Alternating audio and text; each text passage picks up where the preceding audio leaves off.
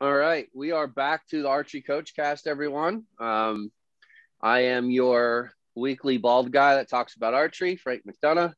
We are here with the regular coaches, Richard Doc McCune, Coach Larry Wise, and our friend, my new friend, ironically, grew up 10 miles up the road from me. Didn't know that, just found that out a couple minutes ago. Pastor Bob Pope. Bob is a longtime friend of Doc. And, they're going to talk about, actually, you know what, Doc, why don't you preface the conversation or preface this episode? Because I know that this is near and dear to you, and this really is your wheelhouse of a conversation. Well, okay.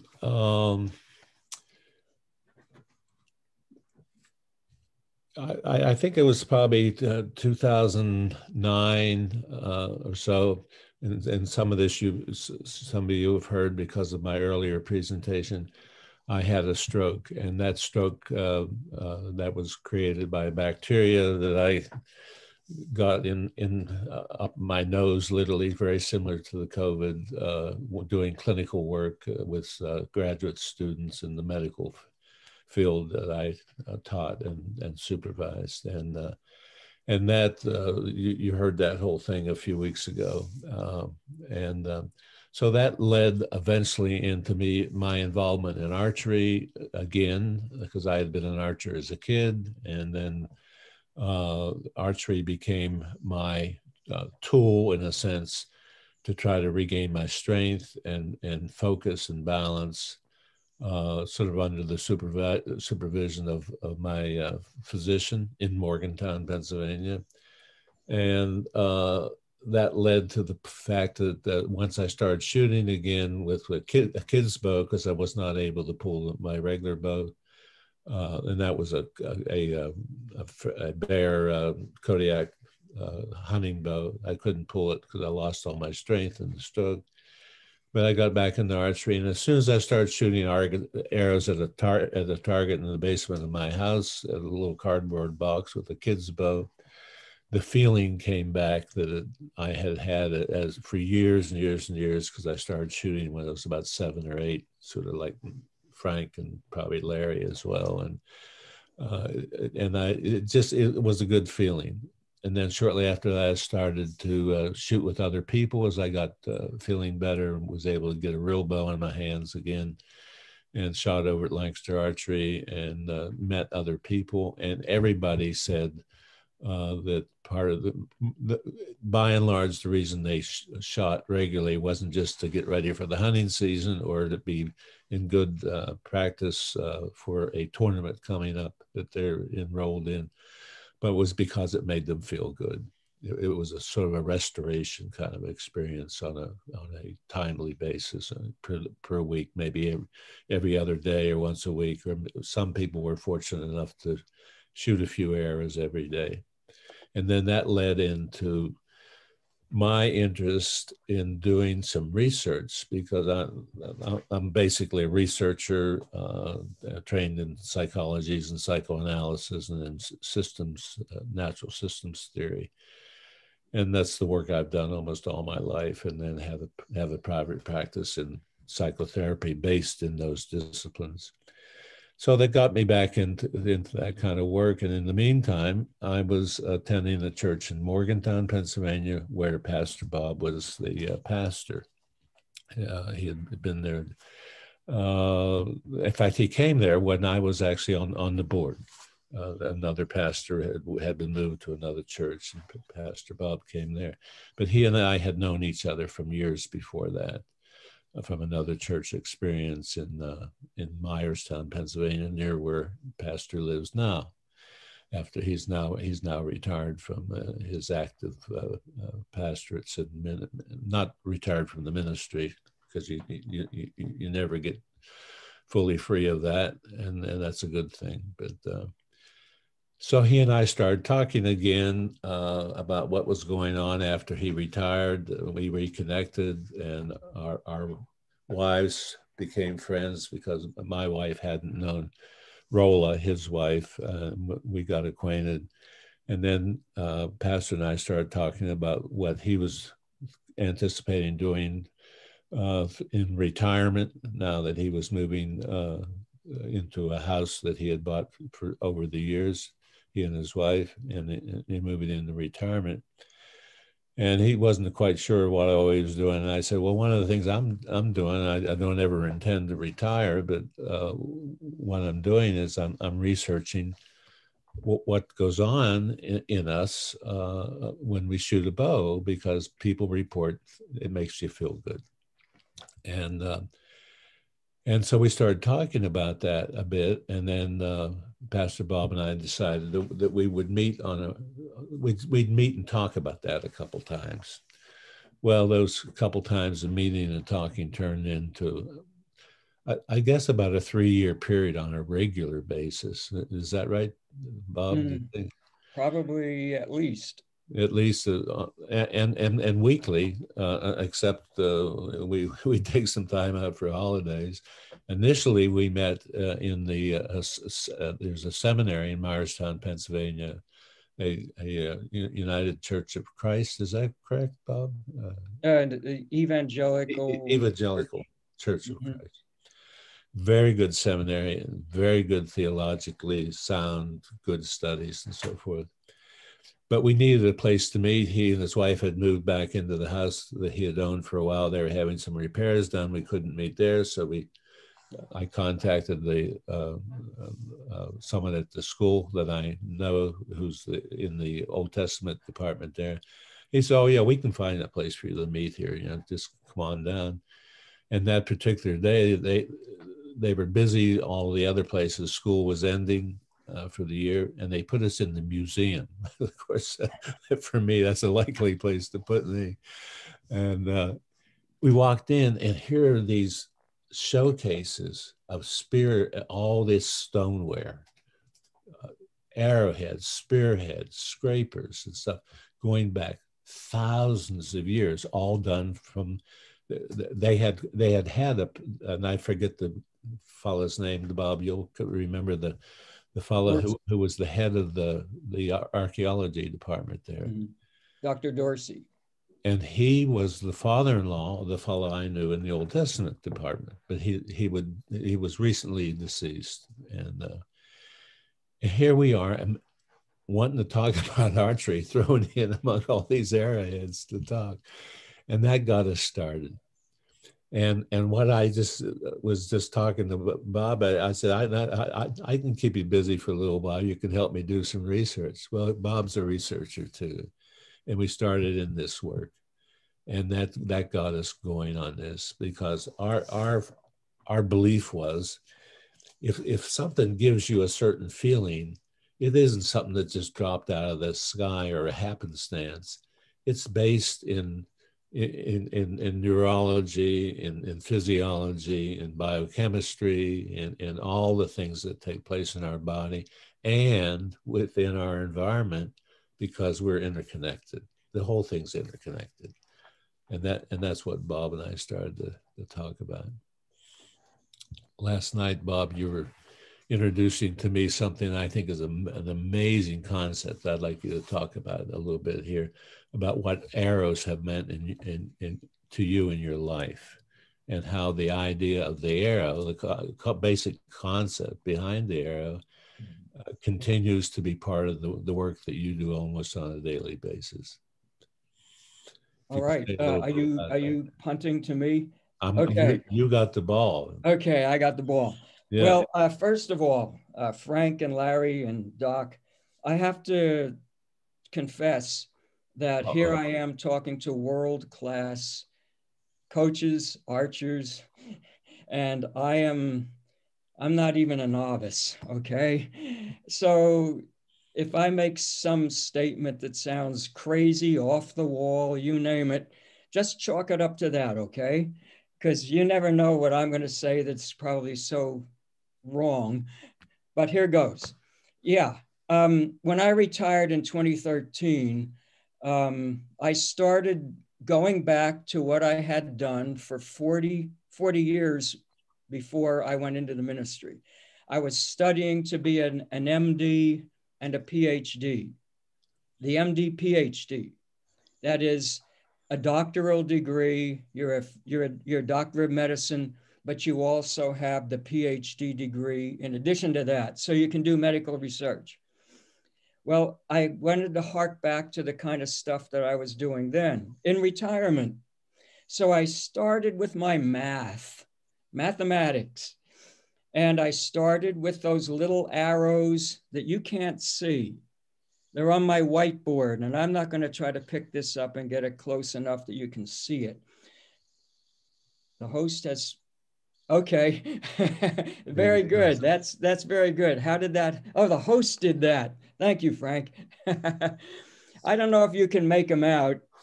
It's either the host or the ghost. I'm not sure. Yeah, I won't play with this. They're letters of the alphabet with little arrows over top of them, which means they're vectors. And I began to study linear algebra, which in 5 courses in college, 5 math courses in differential and integral calculus and ordinary differential equations, they never talked about linear algebra. How you could teach those subjects without talking about that, I don't know, but they did. So I decided to pick it up and teach myself, which was a crazy idea. And it's taken me many years. But that's what I've been doing for quite a while, linear algebra. And as a matter of fact, vectors live in spaces called domain. That's where they live, in a domain. And you map them from one place that they live to another place, another vector space, and that's called a mapping. And that vector space is called the target space. So there's another arrow that's in the math. It's just not just the little arrow on top of the letter indicating a vector, but also the transformation, which moves it from one place that it lives to the next place, the target space. Now, okay, so that's the kind of stuff I've been preoccupied with for a long time.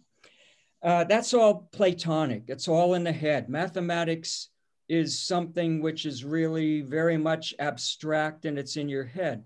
But it's also very, very, very, very deeply connected to the real world. And everything in life, a lot of things are vectors. How fast you're driving your car, that's not a vector. That's just how fast you're going. It's a magnitude. But you're always going down the street, either east or west or north or south or northwest or north-south or southwest. That's a direction. So that makes your velocity a vector. So it has to do with the real world. Another arrow in my life is one that I regret deeply. It goes back to my childhood and back to some places that Frank knows because he knows where I grew up. I grew up in Pottsville, and I grew up on a place in the east side of town called Greenwood Hill. Greenwood Hill. That's interesting because Pottsville is all hills, pretty much. And there were various places on Greenwood Hill, one right smack across the street from my house, which was a wooded area. And there were several of these in Greenwood Hill. They were only a couple of acres each, but they were densely wooded. And day after day after day, when I was a kid, 6, 7, 8 years old, that sort of age, almost every day I would spend in the woods. I was always in the woods with my friends. And when we were there, we would take a tree, find a tree with a suitable branch that we could saw off. And we did that. We sawed them off. And if it had the right thickness, not too thick, not like a switch, not too thin, not too thick, but just flexible, it was a sapling. It was flexible. And we would take those and bend them after we cut a notch in the one end, a notch in the other end, got some string, plain old ordinary string, and bend it, attach the string at the bottom, bent the twig, or I mean the sapling, and attach the string at the top. And then it had a nice bend in it, and it was taut. And then we could find, this was a woods, and we could find these reeds. I'll call them reeds. They were straight as an arrow, straight as an arrow. And they were very light, maybe a little bit of pith on the inside. And we'd notch it. And then we'd come up with some sort of makeshift, we didn't have feathers, but pieces of paper or whatever, we managed to attach them to the back. Then we could knock it. I didn't know that's what you call it. We just put it in the bow, knock it. And one day I took my bow and I took one of my arrows, and I live on a hill, probably one of the steepest hills in Pottsville. That's where I grew up. The Pottsville Hospital was at the bottom of the hill. I can see it happening. Okay. I took this bow and the arrow, and I just say what? Yes. Yes. Go for it. Yeah, I took it and I said, I'm going to see just how far I can shoot this thing down the hill. So I did that and let it go. And I followed the arc as it was flying. And I watched it go down, down, down. And it was going to land on the roof of my neighbor's house. But all of a sudden, the daggone arrow disappeared. Where did it go? And then I looked again and I saw, oh my goodness, there's the chimney. And I swear to this day, I can't prove it, but I'd swear to this day that daggone arrow went straight down that chimney. That was the best shot I ever made in my whole life. And I never intended to do it, but I did it. And I'll tell you what, it made me feel really good. And that's how we get back to Doc and his work. Why does that happen? So I'll let it go at that. But one of the other things you mentioned the other night that I think will fit with what we're doing here, what we're proposing to do with this university that we put together, Institute acting as a university, and something that Larry has spent a great deal of time on is applying the basic science of archery and practice, how to practice and do it in a methodical way to all the other sports. In fact, he has a book that we think is going to come out soon. And Larry might be able to say a few things about that. But you mentioned some of your brief time in field sports and something you did that really is the bow in action. And say something about that, because I think it's really significant. Okay. Yeah, I'm sorry, I forgot that. I led into it and then I went away from it. Again, when I was very young. As we get old, yes. Yeah, that's me. When I was very young and going to Patterson now, maybe Frank remembers Patterson. Patterson was the junior high school. The high school was on 16th Street. Patterson was somewhere a couple blocks below that on West Norwegian Street in Pottsville. Okay. Yeah. I don't think that's where the school is now. It's DHH Langle. Yes, it's DHH Langle. Yes, yeah, okay. Yeah. He's one of my best friends, yeah. Not okay. DHH. DHH was his grandfather, but Bob Langle was in my class. Yeah. And he became an aerospace engineer, but that's another subject. I was about that age for junior high, maybe even a little younger, but probably not. There was another kid in my neighborhood named Tommy Cooper. He lived at the top of Pulaski Drive off of Jackson Street. And he lived near one of these wooded sections, but it was a clearing. It wasn't all grown up. He lived in an area that was kind of a clearing. And when he was in high school, about 4 years ahead of me at Pottsville High School, he built, let me put it this way, he dug a pit, pretty good sized pit. And he went to a sawmill, which is just around the corner from where he lived and not very far from where I lived. Filled that thing with sawdust. I mean, really piled those piles of sawdust up really high. And then he built the standards, and he built the box shaped like a V that you put in the ground right in front of the pit. He went to the furniture store in town, one of them, and got the bamboo poles that the carpets were all shipped, I guess, that way to the store. And they didn't have anything to do with them, so he took them. And some of them were nice, good size. Would wrap them with electrician's tape or white surgical tape, whatever he could get your hand on to give you a grip. And he was pole vaulting, his own makeshift backyard kind of thing, pole vaulting. Now he went to the high school, and he went and he managed, I don't know how in the world he got it home, how he got the permission to do it, but he got the kind of pole that is used in pole vaulting in the 1950s and early 1960s. Swedish steel, the Swedish steel pole, 14 feet long. How he got it home, I don't know. I can't see walking down the street with that daggone pole in your hand, but he got it there.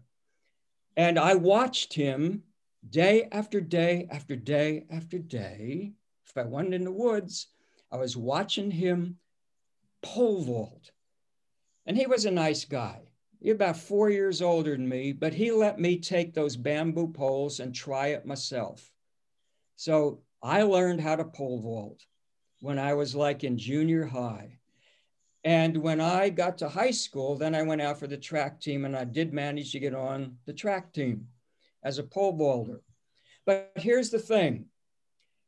Your body becomes a human arrow, but not in the late 1950s and the early 1960s, because then the poles did not have any bend in them. They had no flex in them. They were just a straight, solid bamboo or Swedish steel pole that you used to vault. Later on, I didn't know this, but in those days, there were people just beginning to use the fiberglass poles. But it was very controversial, and it didn't get into the mainstream right away, because some people criticized it and said, oh, you're just becoming an acrobat.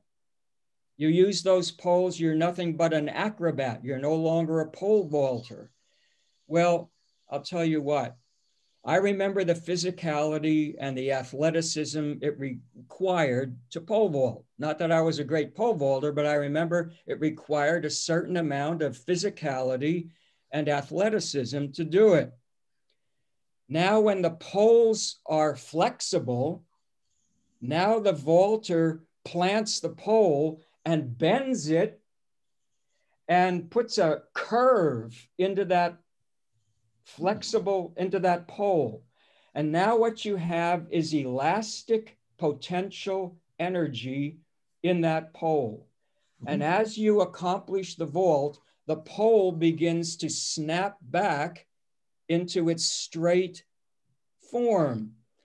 And the vaulter has to do as as best as he or she can, a handstand on the top of the pole.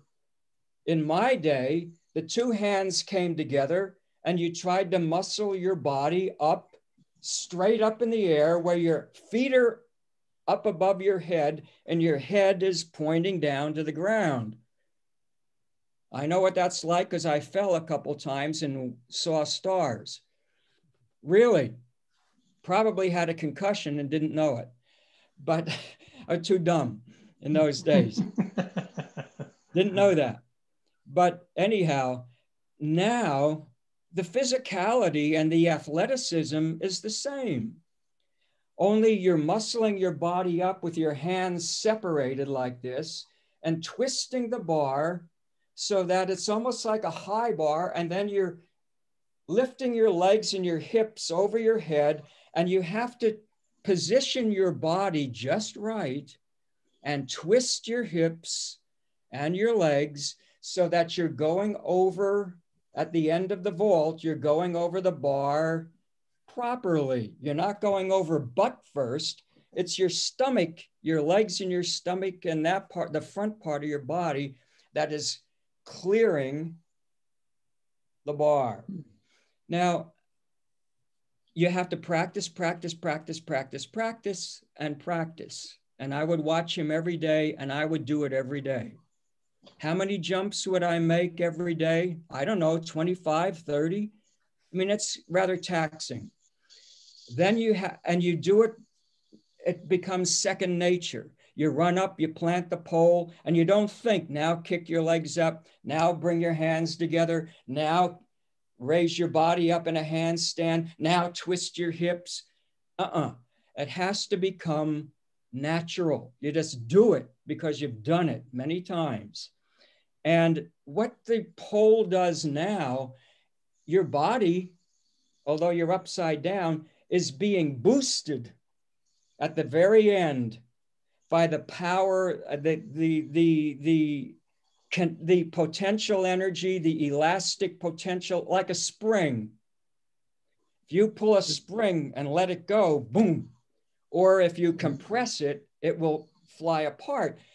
The same principle is happening in the bar, and your body is like an arrow at the end, and it's thrusting you, giving you that little extra thrust to enable you to push off and then go up. And I'll tell you what, watch them on TV. It's a rush. I've done it. It's a rush. When you clear the bar, it's like a feeling, you know, it's amazing. You come down, you're, yes, you know, you made it. You got it. You cleared the bar. Nothing like it. And I guess, Doc, when I mentioned that a while ago, last couple days ago or yesterday, whenever it was, he said, well, that's not all too different from the principle of the bow and the arrow. So there you have it. I don't want to, I'm going too long. So there you have it. You're working with a single bow limb. Yeah. And you use your forward running motion to put energy into bending that limb. Yes. And then you have to position yourself to extract that energy out of the limb and get your butt over the bar. Yes, that's it. That's good. That's a good clarification. Yes, you're putting that energy into the bend, and then to extract the energy, you have to get your body in the right position. Absolutely. Right. So, and Doc would point this out, we're using energy from Mother Earth, right? We plant that bar into Mother Earth, right? Yep. And push against the bar to bend it and put energy, store, you know, put energy into it and then extract it on the upper end. Absolutely. Yeah. Good point. And you become the arrow, much like you're familiar with an atlatl. So that's a throwing stick. Where you throw a spear-like, larger than an arrow, but you have a stick that bends. Yep. And that bending stores energy, and then it's sent into the spear or the arrow-like device on the other end. And I just regret I'm too old. I'm crazy enough, if I hadn't had my heart attack and I wasn't 74, to get back into it again. But I'm afraid that. Well, you can talk a good game. That's like my archery.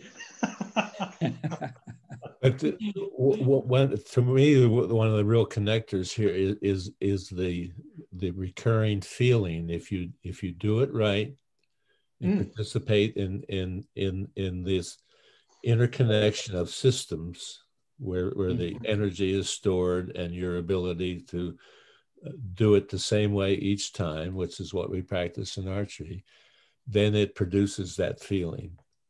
Yeah. And this is what Bob and I really started to research, is the feeling.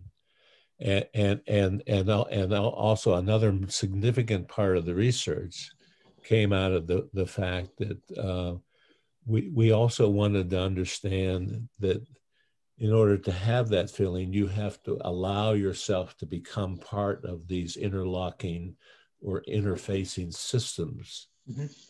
And that doesn't put you totally in charge of what's going on. You become a participant in what's going on. And to me, that's really the basis of good archery, but it's also the basis of what happens in our brain that gives us the good feeling.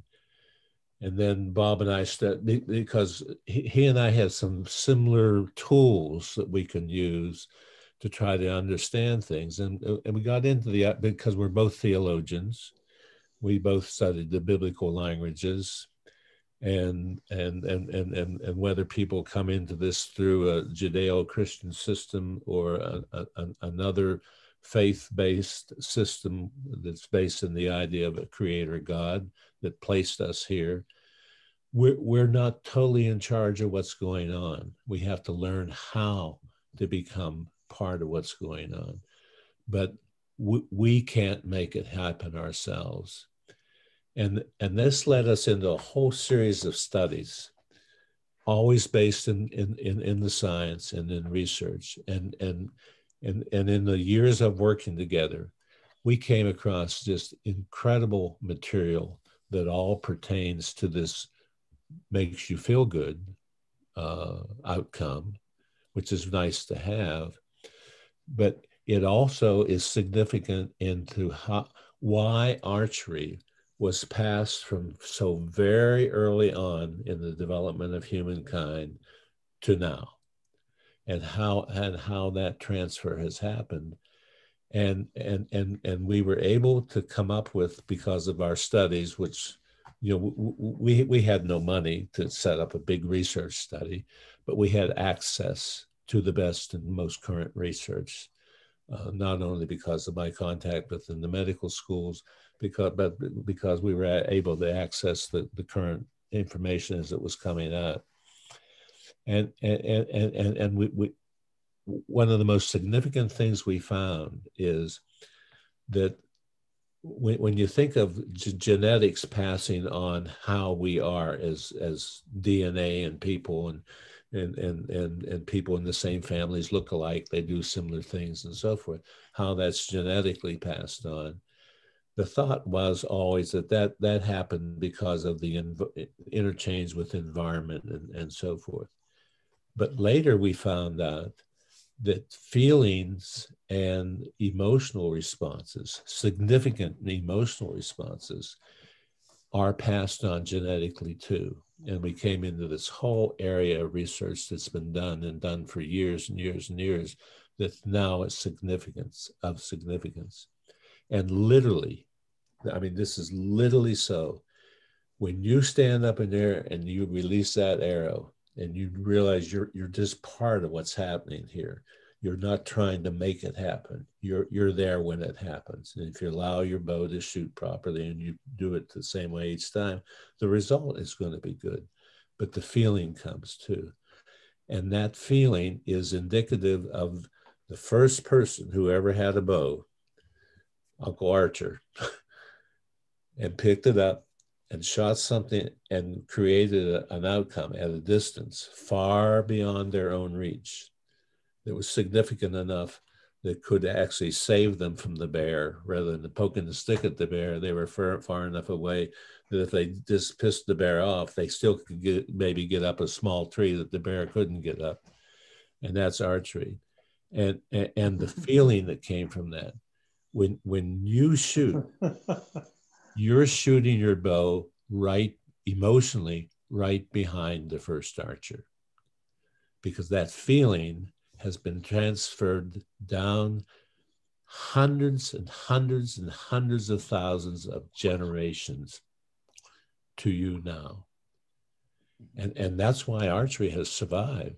But part of the survival was, that's why we have survived as human beings on the planet, because we had that interface. It helped create the brain continue to create. It helped language develop. There's a scientist at, where is he, Bob? In the Carolinas, Duke, at Duke University, I believe, who in part of his studies of anthropology, he teaches his students how to do napping, so they can start the study of all the people that were before them in the archaeology they're digging and so forth. And in doing that, he's getting them interested in all these generations that came before us. I contacted them and talked with them about this. There was a wonderful article that he had done in Scientific American that talks about how making stone tools and then making the arrowheads for arrows and so forth was so significant to the survival of the human race and so forth. And he says, and I was talking to him, he said, and for years, he said, I talked about this, and then I decided, because he had taken up napping himself, to make flint arrowheads and spearheads and tool scrapers and stuff. And he said, I taught my graduate students how to nap. And I said, I can't think of his name right at the moment. What the heck? I maybe wrote it down somewhere. I don't know. Not coming up with it right now. But he said, in learning that, they really got into the feeling of this. And I said to him, Dr. So-and-so, I've taught in graduate schools for almost 40 years at the postdoctoral level, and I never had to teach any of my students how to nap. They were quite able to do it right in the classroom. Just a little pun there. Different kind of nap. But these things become part of the significance of that feeling. And our topic today that will lead us into whole other courses and aspects of study that we will be able to present on the IAI, the International Archery Institute. That's one reason we set it up with a university structure, is so that we can get schools and graduate schools involved in studies and more and more research, because this is significant, not just in archery, but it's of significance for PTSD, for the understanding of the basis of Alzheimer's, and of numerous other kinds of major debilitating system interactions that we get into as human beings. And it'll be a way to help us figure our way out of this. Medicine is only a part of it, but the science of motion and emotion go together. And archery is one of the most significant tools and transfer of information. And in doing some of my early research, I started to read a book. It's called Toxophilus, and you can look it up. Toxos is a bow in Greek, and Sophilus means a lover of, a person that enjoys shooting the bow. That book was written in the 1540s by a fellow named Roger Ascham. And if he would have had the science around him that we now have, what we're talking about here today would have been old hat, because he could see that the people who shot a bow became more healthy, more alive, and had more resilience than people who didn't. And that's when in England, and he was the court for the one of the Henrys. I forget, it may have been Henry VIII. I'm not sure, but he was the court professor who taught the families, the royal families, and it was at the time that in China and so forth, they had discovered dynamite, and they started to be able to send out projectiles through a tube to make the gun. And the military in England was starting to think of transferring away from the bow and getting into the use of the firearm. And he was very opposed to this, and actually pleaded with the king and the military people to stick with the bows. And in England, the longbow, the English longbow, became a formidable military force. And part of the significance had to do with the energy that it gives to the person. Picking up and shooting a gun, while very significant and so forth, does not give you the feeling of well-being that allows itself eventually to affect you in terms of your basic wellness. I fell. Oh, take over, please. Oh, honey, I'm going to have to become the doctor. You guys take over. You go take care. I'm walking. You need ice. I need ice on it. Okay. Yeah. Well, that was interesting. I hope everybody's okay there. Yeah. I wanted, I didn't want to interrupt Doc, but I did want to talk about, Bob, you were talking about pole vault and the feeling. We keep coming back to this feeling thing. Mm-hmm. And to bring this into a little bit of the light of the competitor side, and Larry, you could I'm sure you will chime in on this. The feeling is something that a lot of archers don't gather the concept of how to duplicate the feeling. You're talking about the good feeling. It's not just the good feeling of shooting, like the fun part of shooting. It's also the good feeling for a competitor's purpose of making the right shot and the feeling of the right shot. And that's something that Larry and I know, like we teach that, we talk about that when we're coaching and working with coaches and shooters and stuff, is that you need to recognize what that good shot feels like. Mm-hmm. And then your goal is then to repeat it. Larry, it's the first thing Larry goes over. Mm-hmm. And subsequently now, as more involvement in teaching and coaching that I go over, is you learn how to do it right, and then you learn how to repeat it. Mm-hmm. And that's literally, like, if you had to break archery down into its most just basic goal, is find the feeling, reproduce the feeling, do it every time, or get as close to it as possible. Mm-hmm. Right. Yeah.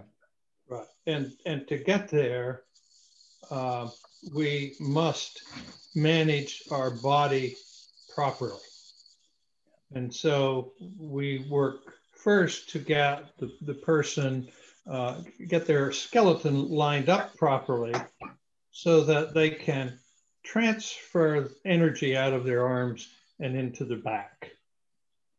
Okay, so now the process is simplified to where you have just a small amount of muscle that you are trying to identify, and then learn how it feels when you execute correctly. If you don't have the proper posture, you never quite get there on the feeling thing. You're always trying to, I guess, dominate the bow with today's common definition of dominate, you know, instead of becoming a partner with it. And you got to get your body in the right position first. Eliminate a lot of arm, neck tension, and execute with the back. Now you've got a simple feeling that you can identify and learn to repeat. Yeah. Yeah. And once you get there, now you've identified your key process that you need to focus on each shot. And that gets people away from focusing on the result of the shot. And that's where most people are. They're focused on results and not on the internal process. Yeah. As a coach, as you see the person you're coaching, if you see something which they need to address, one of those points that you were making here, getting the body in the right position and so forth, you can highlight that for them. Am I correct? And they can work on that, just like in the pole vault, when the coach would watch me vaulting, he would say, you didn't execute that properly at the top of the vault. You didn't have your body turned quite the way it should have. Even though you do the pole vault, you've learned through practice and repetition to do most of the vault just automatically by nature. You can subconscious. Focus, you know what I mean? You can focus on a particular element of that and work on it. Am I correct? Yeah, absolutely. Right. Yeah. So that is analytical focus, which in my teaching model that I've put into my book is mind managed focus, where you're checking things off a list, you know, setting your feet, placing your hands on the pole vault or on the bow and the string, placing your upper body, your shoulders, your head. You're checking those off a list. Yeah. But the key step then, this transfer and holding into your back, that we have to learn how it feels, because we repeat a feeling at a much higher rate than we do checking things off a list. All right. Well, and in pole vault, that's going to carry over, because you can't consciously, you can't consciously, after that pole vault hits the point where you're going to move into the actual jump itself, the subconscious, the feel has to take over. That's an athletic movement. Right. Whether it's long jump, triple jump, which is what I did when I was in school, there's nothing mind managed happening when I'm taking off from the platform to jump into the pit. That is all subconscious. That is all body feel. Yeah, you have to do that by feel. It's a better word. I wish I had used that.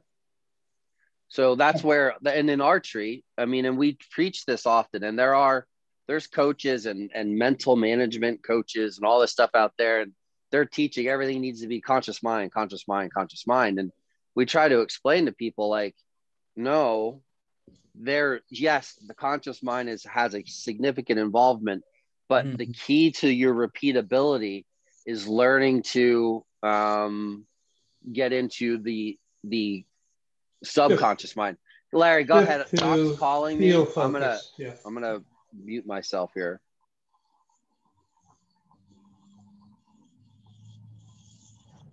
Yeah, so we have to know when to make a shift. We have to know when to use the mind manage or the analytical checkoff list kind of focus. But then we must know when to shift to the feel focus. Yeah. Can I ask you a question? Yeah. If you watch, I know I did this when I was younger and I was doing my pole vaulting, and I see the people who are vaulters at the highest level, Right. Olympics and high level competition, they stand, and I know I did the same thing. You stand at the back of the far end of the runway, that you're going to run down with a pole. You stand back there, and I know I've done it. You just stand there for a while, and you're almost like thinking, meditating. You're sort of like, I guess. Well, you have to be. Yeah, you have to be. And you're calming down, or you're whatever. And I think you're imagining yourself clearing the bar. I think you try to get a mental picture of yourself clearing the bar. You are, or you should be, rehearsing mentally the feeling of launching yourself upward. Exactly. Right. What corresponds to that in archery? The when you take your stance, you set your stance. At that point, then, and the whistle might not have blown to start the end, but you make eye contact with the target, and you do some visualization. Yeah. Okay. And you also should be cycling through some positive self-talk statements. Yes. Okay. Confidence. Well, you've got to have confidence. In my teaching method, that is bringing yourself to think in the present. Right. That was a significant topic of discussion this weekend at the Dick Tone seminar. Yeah. Jay Bars, who is a 2-time Olympic medalist, he has 1 gold and 1 bronze or silver, I believe. I don't remember what the other one was. And he was a high-end athlete that was very inner driven, but like the mental management side, he didn't really believe in it. And Jay, looked at all this, that their coach at the time, it might've been Tim Strickland. I'm not sure if or who the Tim, who his coach was. Al Henderson. Maybe, I don't know. I mean, Dick was coaching him at the time, but I don't remember who the Olympic coach was or whoever the coach was. But they basically brought all the athletes in and said, listen, we want you to do a mental management. We want you to work on this, blah, blah, blah. And Jay was like, whatever. Listen, I'll look at it.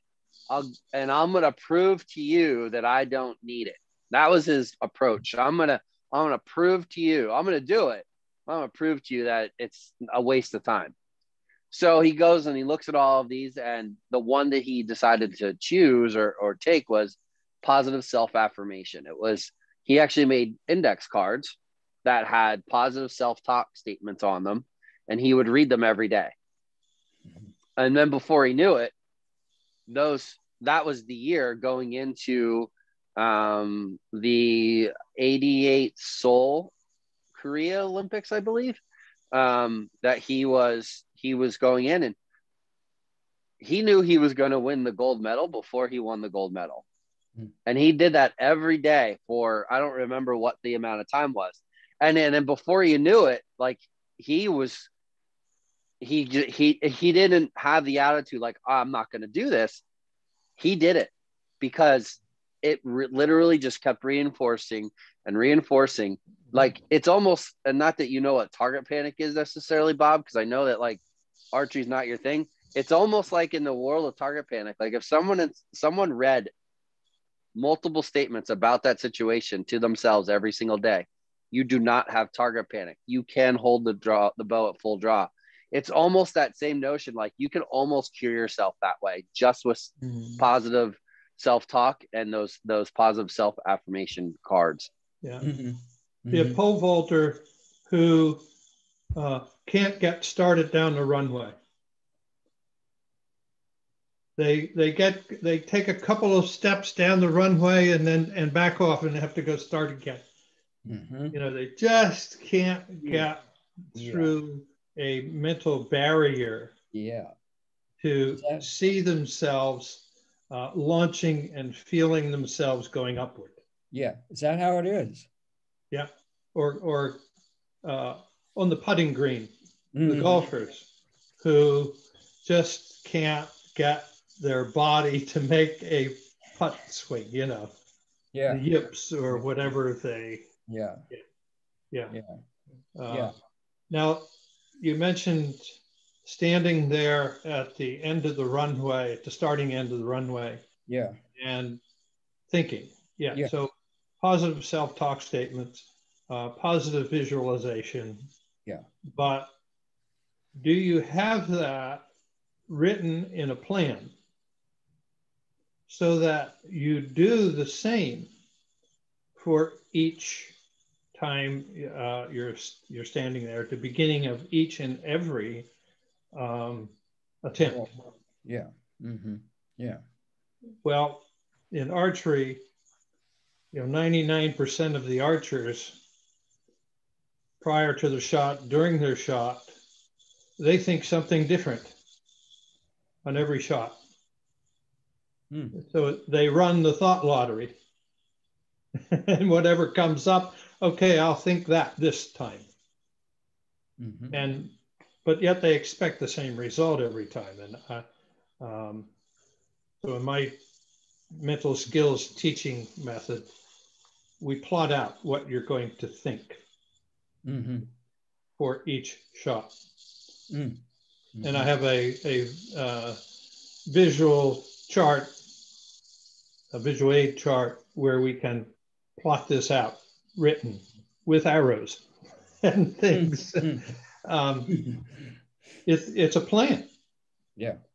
And a thought plan, a focus map is what I call it. But the significance of this in terms of what we're talking about here today is that when you have this plan and you've learned it and you're participating in it, is to, as you realize that this is where target panic goes away. When you realize you're not fully in charge of what's happening here, you are in charge of keeping yourself in the present, and you're in charge of following the steps the same way each time. And if you do that, there's no target panic because you've not set yourself up for it. And we can teach this, and we're going to be talking later in our courses. We're going to be teaching about thinking systems, and part of thinking systems is to keep yourself in the present and realize that these systems are interlocking, working for you and with you. And when that begins to happen, this is wonderful for coaches, but it's mostly really wonderful for the participants, because it puts them in the best.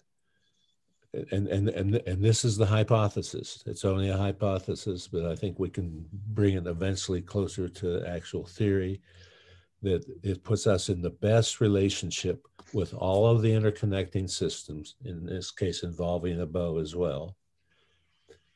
And when we're in proper relationship with all of that, we are at our best place of wellness.